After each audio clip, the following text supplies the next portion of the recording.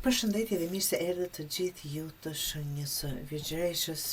Do bëjmë leximin e radhës, por dua t'ju shpjegoj pak për çfarë arsye humba një periudhë. Vuaj nga Enia Diskale, jam operuar 2 herë dhe sikur nuk po ka rezultate të mira dhe jo shpesh fatmirësisht, por që me dhimbje të shumta saqë nuk ulem dot dhe mund të shtrihesha në spital. Dhe të dashur Virgjëreshë, uroj ju të jeni mirë. Po filloj me karrocën, që është goxha një letër e bukur. Karroca diçka që po ju shtyen të merrni një shtyse fort për të marrë një drejtim. Energjia është e madhe dhe ti ndihesh sikur duhet të ecësh përpara, të kapërcesh këto pengesa dhe të mos lejosh askënd të ndalë. Është një javë ku vullneti yt do të vendosë ritmin. Tani, unë jam Virgjëresh dhe është të paktën për mua, unë nuk e hap kurrë për mua, më besoni, nga që anoj, ku më del ndonjë letër që nuk më pëlqen, sikur dhe ditë të them, hajde se prit t'i përzihe edhe një letrat. Por kjo letër parë dhe duhet jem më shumë aktive, jam shumë e ulur, prandaj dhe ndoshta më ngadalë dhe po shërohem. Kam vendosur, për të paktën po flas për veten time, dhe mund të jetë që ka të ngjajshme diçka me ju. Nuk do thot patjetër nga sëmundja tani po e them. Kam vendosur të ndroj ritmin e jetës dhe të bëj diçka që nuk kam bërë më përpara.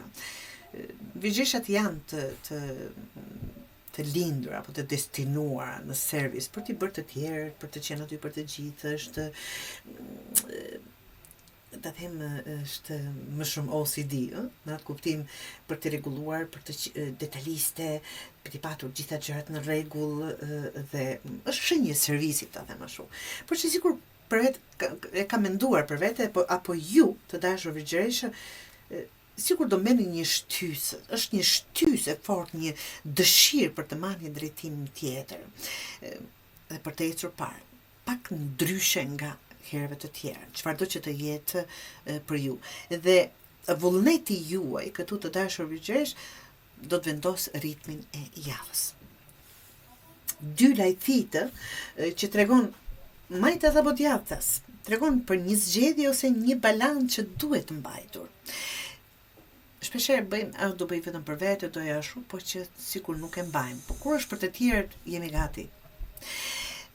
Mund të përballesh me 2 rrugë, 2 detyra ose 2 persona që të vendosin përpara një vendimi të dashur Virgjëresh. Është koha të zgjedhësh me kujdes dhe të mos i lejosh të tjerët të shpërqendrojnë. Për çfarëdo që të jetë arsyeja, për çfarëdo që të jetë situata. Do doja vërtet të përdorni, të përdorim, se të shohim çfarë do dalë për mua, nuk që do të thotë patjetër ky lexim mund të përshtatet me gjitha Virgjëreshat. Një rrugë që duhet të zgjedh drejtimin, është koha pra të zgjedhësh me kujdes dhe të mos lejosh që dikush nga anash, çfarëdo lloj energjie apo pune jona, vetja jonë të na ndaloj në këtë ritëm. Nga që e gjithë ky proces që është filluar apo do filloj, të dashur, do të thotë shumë, nëse marrim hovin ta quaj ashtu, që tani të kemi goxha suksese për çfarëdo që të bëhet fjalë. Vjen mbreti i këmborëve, tregon stabilitet, pjekuri dhe goxha autoritet. Mund të jetë një figurë që hyn në jetën e juaj dhe të ofron mbështetje ose udhëzim, por po aq mirë mund të përfaqësoj juve, neve, kur merr rolin e liderit.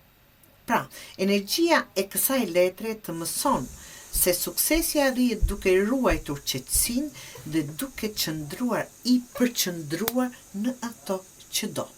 Pra, çfarëdo që të jetë, të jemi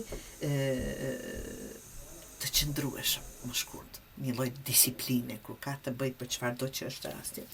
Dhe Gjashtë të zemrës, një letër që flet për kujtime, kush dëshiron një rikthim, ja është aty, nostalgji, lidhje të shkuar ose momente nostalgjie. Mund të kesh një rikthim, pra, një kujtesë ngrohtë ose një situatë që të bën të ndjesh atë famiroren dhe të pastërtën brenda teje. Kjo është një letër e butë që sjell ngrohtësi emocionale. Mund të jetë një ofertë, nuk do të thotë patjetër dashuri, një ofertë nga e kaluar që të kthehemi aty ku kemi qenë. Mund të jetë një dashuri e vjetër që mund të dëshiroj të futet në jetën tonë, apo diçka komplet e re. Ky kalor, si këtu të quaj, është energji re, fillime të reja, emocionale, mund të jetë një flirt. Kjo është e vjetra, kjo është e reja. Është në dorën e juaj, cilën do dëshironi ta zgjedhni. Unë personalisht, jo, duke i lexuar letrat e juaja tani, po personalisht mendoj që e vjetra duhet të ngjerret me të vjetrën. Nuk ka kthim pas. Është një arsye pse është ish apo ex apo si do të ta quajmë, apo dhe një punë e kaluar, një gjë e përmbyllur është e përmbyllur dhe aty mbaron. Për ata që nuk duan, kanë arsyet e tyre të kthehen në një lidhje të vjetër, në një punë të vjetër, në një situatë të vjetër, ta bëjnë absolutisht. Por kanë mundësi dhe gjëra të reja. Pra, është një ftesë për të qenë i hapur ndaj gëzimeve të thjeshta dhe ndjenjeve të sinqerta. Është një lajm i mirë, mund të jetë një flirt, mund të jetë një dashuri e re që përfutet në jetën e juaj për ata që duan absolutisht. Dhe letra e fshehtësisë, intuitës dhe dijes së brendshme. Ajo të kujton të dëgjosh intuitën. Prandaj thash që është në dorën e juaj të përdorni intuitën. Nëse për dikë është e vjetra, për dikë është e reja. Më kuptoni? Kjo është ajo që duhet të vendosni sipas intuitës së juaj. Dijes së brendshme. Ajo të kujton të dëgjosh instinktin, të mos nxitosh dhe të mbash për vete disa gjëra derisa të vi koha e duhur. Është një fund jave ku qetësia dhe mençuria do të tregojnë rrugën.